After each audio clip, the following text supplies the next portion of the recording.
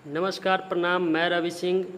आज सुबह सुबह पावर स्टार पवन सिंह जी का गाना रिलीज हुआ है, जिस गाने का नाम है तू हमार देखा हम तहार देखी।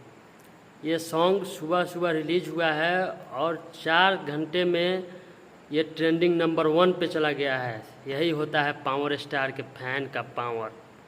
और इस गाने का टीजर भी अभी 3 दिन से ट्रेंडिंग में है, ट्रेंडिंग मेन सेक्शन में है और मेन सेक्शन में ही 1 नंबर पे गाना है।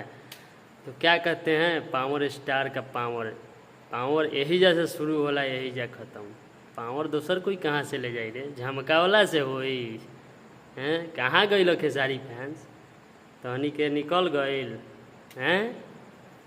यही से कहल जाला पवन सिंह से बेटा अझुराना मत, ठीक ना। ठीक है, इस वीडियो को शेयर कीजिए और चैनल को सब्सक्राइब